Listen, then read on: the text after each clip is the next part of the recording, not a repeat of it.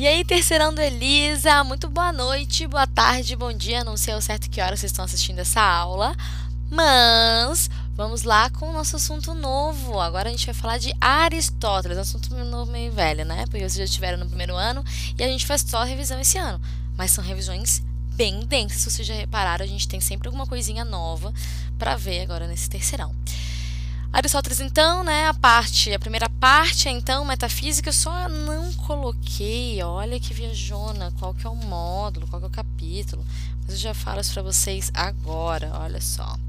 Módulo 1, capítulo 3, tá bom, pessoal? Então, vocês podem acompanhar lá a partir da página 36 ali, né, da página 35, na verdade, vocês já conseguem acompanhar. Então, módulo 1, capítulo 3, tá bom?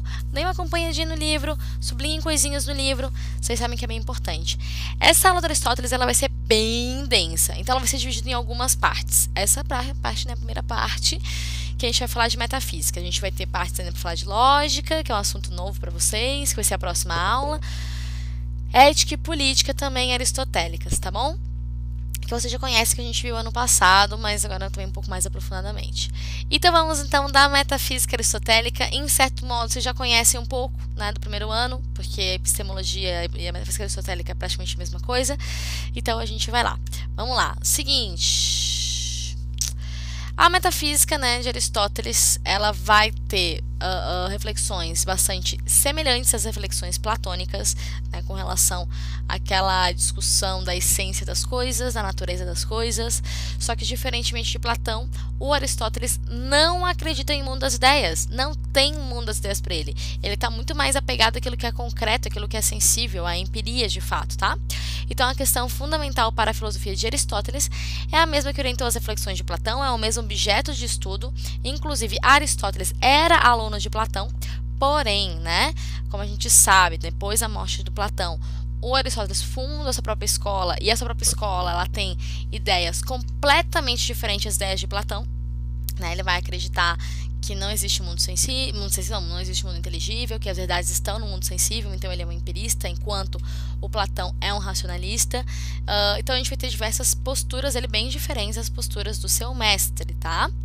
Então, a grande preocupação do Aristóteles é como conjugar as transformações que a gente observa no devir, né, nas coisas que mudam constantemente, com a noção de que os seres permanecem essencialmente os mesmos. Ou seja, a preocupação dele é a mesma do Platão, unir as teorias do Heráclito e do Parmênides, lembra? Daquele que diz que tudo é uno, do outro diz que tudo flui, enfim. Então, vamos ver como é que ele vai unir isso, tá bom? Bom, então, né, recusando a saída oferecida pelo seu mestre Platão, estabelece uma nova forma de conceber a realidade. A dualidade ontológica platônica vai ser abandonada, não tem divisão mundo sensível e mundo inteligível. Em seu lugar, então, é colocada somente a realidade em que a gente vive. Os alunos de Aristóteles, inclusive, eles são conhecidos como peripatéticos. O que significa isso? Que eles saem andando, né? Porque como uma coisa é muito mais conhecida no sensível, para Aristóteles não faz sentido eu estar dando uma aula, eu explicando as coisas muito distante da realidade do aluno ali. Então eu preciso fazer a pessoa experienciar as coisas, né? Eu não posso tratar aquilo como algo tão distante. Ele quer a concretude das coisas, ele quer que se analise, então, a concretude das coisas. E através dessa ideia do mundo das ideias, eu não tenho isso, né? Então, por isso que seus alunos são os peripatéticos. Falando nisso, uma recomendação de série para vocês agora na quarentena, que tem na Netflix, é a série Merli, uma série espanhola, uma série catalã, né, na verdade. E agora eu lembrei disso porque o primeiro episódio se chama Peripatéticos. Então, recomendo que vocês assistam essa série, ela é bem legal, tá? E ela vai tratar de vários assuntos de filosofia de uma maneira bem gostosinha. Vocês conseguem associar a aspectos que eu falo em aula também. Então, para Aristóteles, qualquer investigação filosófica deve ter um mundo, né, da experiência como apoio para suas especulações. Um mundo sensível, tá? É a análise e a investigação do mundo sensível que importa para Aristóteles. Ou seja, não há separação objetiva entre o nível das ideias e o nível das coisas sensíveis. Vocês podem acompanhar esse trecho, sublinhar, destacar na página 36 do livro de vocês, tá bom? Bom, vamos já apontar a diferença aqui entre o Platão e o Aristóteles. O Platão está com o dedinho para cima, né, desse destaque aqui da obra do Rafael Sanzio. Por que ele está com esse dedinho para cima? porque ele está dizendo que a verdade ela não está aqui no mundo sensível, está no mundo inteligível, algo além disso aqui do que a gente vê, tá bom? Eu não tenho a verdade presente nas coisas mesmas, não está dentro da lanterna, o conceito de lanterna, está no mundo exterior, né? No mundo das ideias. E aí eu só vou rememorar, relembrar e associar o que tem aqui no mundo sensível. O Aristóteles, por sua vez, aqui ó, novinho, aos 17 anos que ele entrou na escola de Platão, né, na academia de Platão, ele tá com a mãozinha assim para baixo, dizendo que a verdade ela tá aqui no mundo sensível. Não tem mundo das ideias, seu velho gagá, não tem. Ela tá aqui então no mundo sensível. Não tem essa de mundo inteligível. E aí ele vai focar então nesses aspectos do sensível realmente. O que ele vai perceber? Que não é um mundo sensível que faz a gente conceber as coisas como elas são, e sim são as características compartilhadas que tornam as coisas aquilo que elas são. O que significa? Eu vou ver uma infinidade de gatos, pessoal, vou ver uma infinidade de gatos, mas, olha só, todos muito fofinhos, inclusive. Então eu vou analisar cada um desses gatinhos e eu vou reparar que por mais diferentes que eles sejam, eles possuem características que são semelhantes, características que tornam eles iguais em certa medida. Então, eu vou dizer que essas características que tornam eles iguais constituem um conceito de gatuidade. Igual de caneta é canetidade, igual de cachorro é cachorridade, igual de garrafa é garrafidade, enfim, assim vai. Igual de ser humano é humanidade. Nós compartilhamos uma coisa em comum, que é a humanidade, uma série de características que nos fazem, então, humanos. Tá bom? Então, são as características compartilhadas que tornam as coisas aquilo que elas são, não o mundo exterior. Então, é observando as próprias coisas do sensível que ele vai perceber o conceito das coisas. Já que o mundo das ideias ele guardava os conceitos, agora, como eu não tenho o mundo das ideias, eu observo nas próprias coisas o seu conceito. Está dentro da própria coisa a ideia dela. Então, está dentro do próprio gato a ideia de gato, o conceito de gato. Tá bom? Isso a gente chama então de teoria do ilemorfismo, tá? Ilemorfismo seria então a mistura da forma, e forma a gente entende enquanto ideia ou enquanto conceito, é a mesma coisa, é o termo que a gente usa especificamente quando vai falar do Aristóteles, mas então é a mistura da forma com a matéria, tá bom? Que é o ilemorfismo, ou seja, a mistura daquilo que é concreto com o conceito da coisa. Então, inexiste o mundo das formas, inexiste o mundo das ideias. A forma ela é inseparável das coisas, ou seja, está contida nas próprias coisas, né? Quando eu falo da lanterna, está contido na própria lanterna o conceito de lanterna, não em nada fora dela.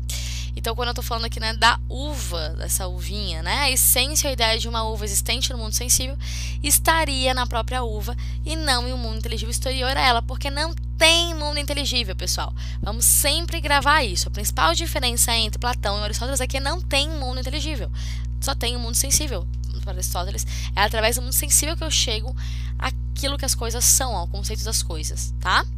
A verdade, eu chego aqui, não precisa de mundo sensível, não. E falando então desse aspecto metafísico do Aristóteles, ele vai considerar as coisas então enquanto ser. E aí, né, o ser ele se apresenta primeiramente enquanto uma substância, e dessa substância a gente vê seus atributos, que são as coisas que a gente observa, classifica. Vamos lembrar que o Aristóteles, por ele ser filho de médico, ele tem uma aptidão muito grande para biologia, para aspectos de observar, para aspectos de classificar as coisas. Então, para ele é muito comum ficar observando os objetos, as coisas, ficar classificando, ficar enumerando o que tem de comum entre uma coisa e outra, enfim, né? Entre os pontos. Então, para ele, não, você se apresenta primeiramente como substância, ou seja, aquilo que está por baixo e constitui a base de suas propriedades e qualidades. Ele analisa essas propriedades e qualidades para chegar às substâncias, para chegar às formas, para chegar às ideias das coisas. Tá certo? Bom, vamos lá. Então, esse ser, essa substância, ele se apresenta através de seus predicados, que são as coisas que a gente normalmente analisa, tá bom? O ser, então, ele não vai ser uno, ele vai ser múltiplo, ele se apresenta de diversos modos, então esses modos são expressos pelos seus predicados, e é isso que a gente vai conhecer agora. Então, nós temos o ser, né, como categoria, ou o ser em si, o ser como potência e ato, o ser como acidente e essência, e o ser como verdadeiro, que são as coisas que a gente vai ver agora, tá bom? Primeiro de tudo, vamos pensar que a substância, né, essa essência, essa ideia, ela é dividida em duas partes. A substância primeira e a substância segunda. A substância primeira seria os indivíduos, as coisas que tornam aquilo que torna as coisas únicas, né? O que me torna ser Fellini, por exemplo, né? Uma pessoa única, o que torna vocês serem o que vocês são, o que torna os objetos serem aquilo que eles são, tá bom? Então, desse modo, coisas únicas, então são os indivíduos. A substância segunda seria o quê? Através de agrupamento, através da observação, eu vou agrupando as coisas por aquilo que elas têm de semelhante. Então, eu vou vendo que as coisas têm de semelhante e vou agrupando, tá bom? Então, por exemplo, eu vou vendo o que os indivíduos têm de semelhante e aí eu crio a ideia de espécie. Aí eu vou vendo o que as espécies têm de semelhante e crio a ideia de gênero, tá? Então, eu vou observando vários indivíduos. Vamos supor que eu tô lá na sala de aula e eu observo todos vocês. Aí eu percebo que vocês são da espécie humana. Aí eu vejo que vocês são mais parecidos com as minhas cadelas do que com uma samambaia que tem aqui em casa, né? Uma planta, um cacto que tem aqui em casa. Aí eu vou dizer pra vocês que vocês não são plantas, que vocês são animais. E, portanto, vocês são do gênero animal. Então, é através dessas coisas que têm de comum que eu vou classificando, agrupando, né, essas substâncias todas para poder identificar. Então, as espécies seriam o conjunto de propriedades comuns entre os indivíduos e o gênero, o conjunto de propriedades comuns entre as espécies, tá bom? De forma geral, pessoal, a gente conhece primeiro a substância segunda do que a substância primeira. Por quê? Porque antes de eu saber a individualidade de vocês, saber quem vocês são, enfim, eu sei que vocês são animais, eu sei que vocês são seres humanos, tá? Eu sei que o gênero é animal, eu sei que a espécie é humana, e depois eu conheço a individualidade. Então, isso é uma grande pegadinha, tá? De Enem, de minha prova, de tudo, né? Então, de minha prova, né? De provas que eu posso fazer pra vocês, de tudo. Então, atenção pra isso, tá bom? O que mais? Vamos ver. Tá, vamos classificar aqui, então, o pica-pau. Nós temos, então, o pica-pau, que... Ai, meu Deus, eu passei tudo. Ó, pica-pau, indivíduo, né? Espécie, pássaros, gênero, animal. Você pode fazer classificações dos mais diversos tipos desse modo, que como Aristóteles fez. Como não são só essas classificações que a gente faz, nós vamos ter categorias, que seriam os predicados desse ser. E aí a gente pode pegar elementos e fazer, então, uma análise sobre eles, né? Sobre todas as coisas dá pra fazer isso. E aí, então, eu peguei uma foto desse filósofo, vocês sabem quem que é? Sartre, que vocês aprenderam no passado, que a Rafa, da 301, adora o Sartre, escolhi então o Sartre em homenagem a Rafa, viu, Rafa? Espero que você esteja assistindo a aula e não encarando a quarentena como férias. Ó, vamos lá. Cadê aqui o negócio? Ó, pronto. Então, nessa tabela aqui a gente vai ver uma classificação dessas categorias aristotélicas suas, uma demonstração das categorias aristotélicas. Primeiro de tudo, substância, Jean-Paul Sartre, que é o nome do menino, e espécie humana, porque ele compartilha com os outros seres humanos, né, essa característica, gênero, animal, porque é isso que tem de comum entre outras espécies, tá? Agora aqui a série de categorias que são analisadas para caracterizar o indivíduo. Eu estou analisando especificamente essa foto aqui do indivíduo, então vão ter alguns elementos que vão estar mais presentes na foto realmente do que para além, tá? Então a gente faz sempre de um modo bem geral. Lembrando também que Aristóteles faz isso antes de Cristo, então é uma coisa super assim grosseira, tá? Então não vamos querer uma sofisticação que não tem. Qualidade, filósofo, né? Aquilo, o que seria qualidade? Não é o que a pessoa faz bem, e sim o como eu conheço essa pessoa. Né? Então, qual é a primeira coisa que me remete? Ele é um filósofo. Então, tá aqui. Quantidade, algum quantificador que envolva a pessoa. Isso aqui, pessoal, é quanto ele mede. Ele é bem baixinho, realmente, tá? Então, ele tem 1,53. Relação, ele tem um relacionamento com a filósofa Simone de Beauvoir. Então, como que esse ente, ou seja, como que essa substância, esse ser, se envolve com outros seres? Aqui está a relação. Lugar, um lugar aonde aparece, aonde está, onde esteve, enfim, né? Se refere também a esse ser. França. O Sartre era um filósofo francês. Vivia em Paris. Tempo. Qual a relação temporal que a gente tem com esse ser, né? E aqui a gente tem, então, o tempo que ele viveu, né? De 1905 a 1980. Posição, posando para a foto. Porque já que eu tô vendo isso agora, então ele deve estar posando para a foto. Posse, aquilo que esse ser, que esse ente possui. A gente vê que ele está usando óculos, que esse óculos lhe pertence, né? Então, é como se fosse um outro ser, sendo então possuído por esse ser aqui, que é o Sartre, tá? Ação, escreve livros. A gente sabe que ele tinha, então, né? Ele escrevia livros, ele era um escritor, um filósofo. Então, nós temos aqui esse tipo de ação. Paixão. Paixão, pessoal, não é com relação ao seu relacionamento. Paixão é sempre alguma coisa que se associa, né, ao ser, ao ente, que ele não escolhe, que ele simplesmente sofre. Paixão é aquilo que a gente sofre, não é aquilo que a gente escolheu passar, tá bom? E sofrer não é um sentido ruim necessariamente, tá? É só uma coisa que não depende da nossa escolha. Então, paixão, lesão no pé. É uma suposição, tá? Isso não aconteceu realmente, mas só para dizer que, vamos supor que ele lesionou o pé e não foi porque ele quis, né? Então, seria uma paixão, esse tipo de situação. Paixão, pessoal, nesse sentido aqui, é o mesmo sentido da paixão de Cristo, sabe? Aquela encenação que tem na Páscoa. Aquilo lá, essa ideia de paixão de Cristo não é que Cristo estava apaixonado. Significa, é a mesma coisa que sofrimento de Cristo. Então, paixão é aquilo que a gente sofre, que a gente não escolhe, então, passar em certa medida. Então, ele tem o mesmo sentido, tá? Nós conhecemos também os entes, os seres, então, nas substâncias, por meio das suas causas. E para Aristóteles, nós temos 4 causas das coisas: a causa material, a causa eficiente, a causa formal e a causa final. Vamos ver, então, isso numa casa, como é que funcionaria. Nós temos como causa material a matéria que constitui o ente, ou seja, no caso da casa, os tijolos. A causa eficiente, quem ou que produz esse ente. No caso da casa, o construtor. A causa formal, e já que eu falo de forma aqui, é sempre aquilo que o ente é, aquilo que o ser, tá? Ente é a mesma coisa que ser, que substância. Aquilo, então, que o ser, ele é. Então, ele é uma casa, é o seu conceito. Causa formal é sempre o conceito da coisa. Porque lembra que forma é conceito, é ideia. A causa final é a finalidade de um ente. Para Aristóteles, todas as coisas, elas têm uma finalidade. Elas têm um porquê. A finalidade do ser humano é atingir a excelência, tá?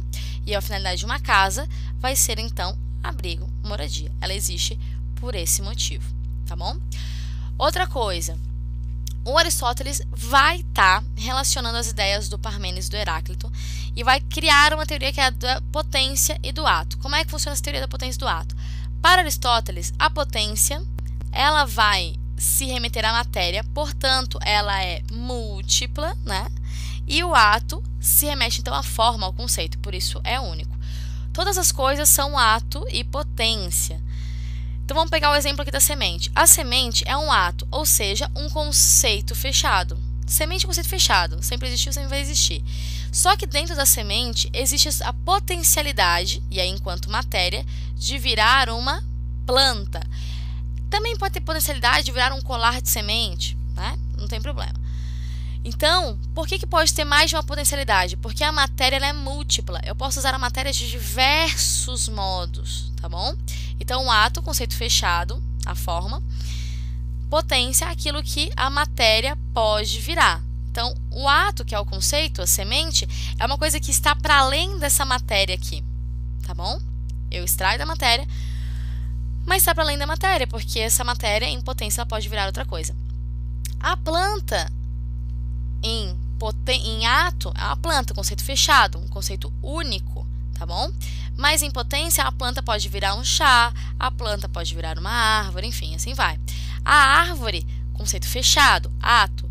Em potência, ela pode virar uma canoa, ela pode virar uma resma de folhas, e assim vai, né? Então, a gente tem todas essas relações estão entre ato e potência.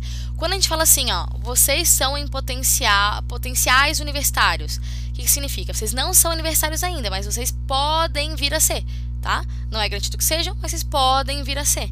Então, a potência, ela sempre se relaciona com aquilo que pode ser, com aquilo que vai passar por transformação. A matéria passa por transformação.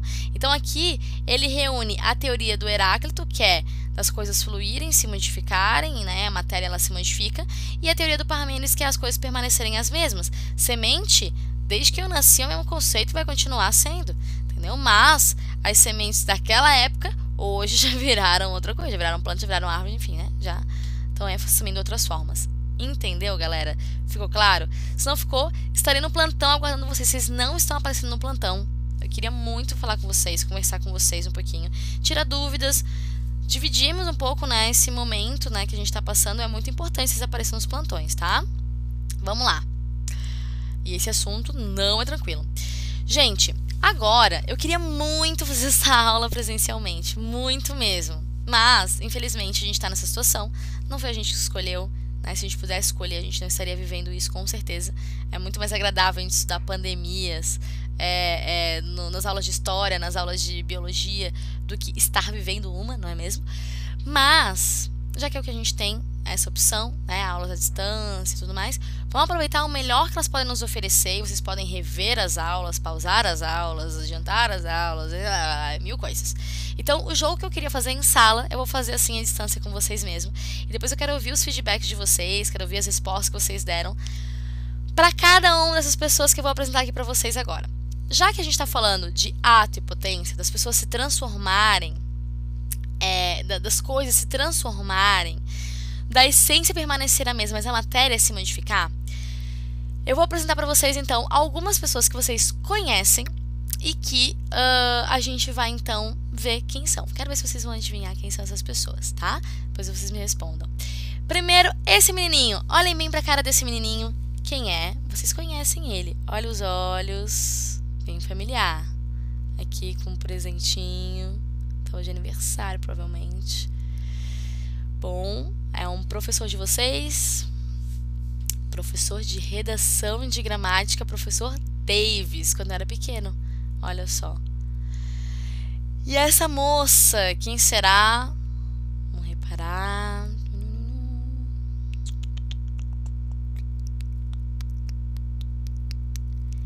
Ela mesma, a professora Joyce. Olha só, a Joyce pequenina.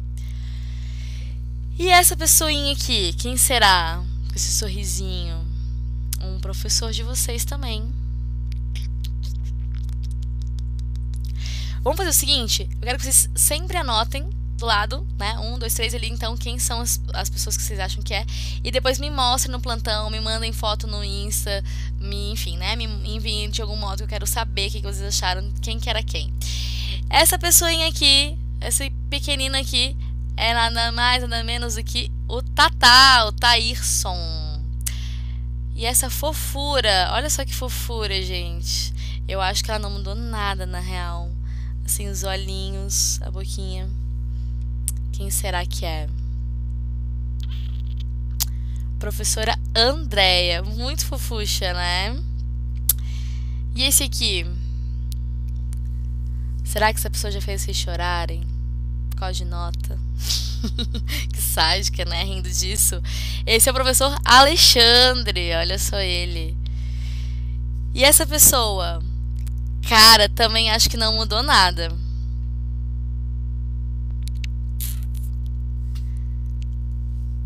Professor Renato. Ó, o professor Renato Havaiano, isso aí. E essa pessoa? Vamos lá. Quem será que é?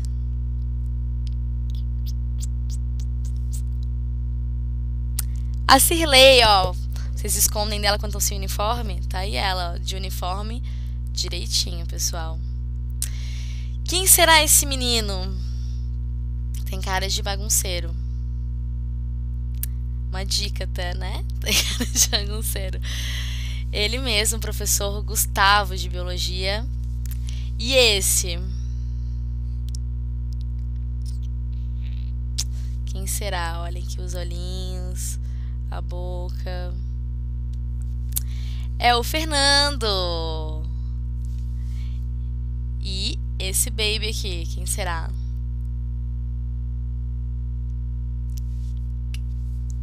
Professora Mariana. Nossa, tá a cara do Ravi, do filho dela. Quem conhece o filho da professora Mari sabe que eles são idênticos. E essa aqui? Sou eu, gente. Olha só, fechei comigo ali nas frutas, né? Pessoal, por mais que tenha mudado, né? O Pokémon evoluiu, continuei sendo a mesma Feline, assim como Mariana continuou sendo a mesma Mariana, assim como Fernando continuou sendo o mesmo Fernando. Então, pessoal, mudamos com relação à aparência, mudamos então a matéria, porém, a nossa essência permanece a mesma, uma coisa bonita, não é mesmo? Então, pra gente compreender os entes, pra gente compreender os seres, Aristóteles estabeleceu que a gente tem que conhecer essas categorias. E as causas, né, os entes, né, esse ser, o sujeito, sempre as categorias, os predicados. Normalmente as categorias, elas são acidentais, no caso da substância primeira, dos indivíduos, e essenciais, no caso da substância segunda, que é o gênero e espécie. Por exemplo, tá, pessoal? Substância segunda, gênero e espécie, tem que ser sempre características que todos daquele gênero e daquela espécie vão ter que ter. Por exemplo, seres humanos, de modo geral, eles são bípedes, né? Então, é uma característica essencial do ser humano. Categoria acidental do indivíduo. Possuir cabelo. Tem gente que é careca. Então, é uma coisa que uns têm, outros não, tá? Então, isso seria uma categoria acidental, tá bom? Que vai variar de indivíduo para indivíduo, por isso que é a substância primeira. Essencial, algo que todos, então, tem que ter de uma maneira geral, tá bom? O que mais? Da metafísica, o que nós tínhamos era isso. Espero que vocês tenham gostado da aula de hoje. Exercício. Um deles é para vocês responderem, eu quero conversar com vocês no plantão sobre que é: diferencie a teoria de Aristóteles da teoria de seu mestre Platão. Vocês aprenderam Platão nas aulas passadas, eu gostaria que vocês diferenciassem um do outro. Por que é importante isso? Porque às vezes rola da gente confundir, eles são os principais filósofos, eles caem no Enem. Vocês repararam como o Enem tá importante, né? Tá substituindo até vestibular. E vestibular da UFSC também. Então, atenção nisso, vamos saber diferenciar um do outro. Já tá na hora de saber diferenciar, a gente aprende eles desde o primeiro ano. E também do livro Exercício número 1 da página 49. Babinha, né, pessoal? Facílimo, só um exercício do livro aí pra vocês fazerem, porque logo a gente vai ter mais assuntos de Aristóteles. No mais é isso. Tchau, tchau, grande beijo, tô morrendo de saudade de vocês. Bons estudos!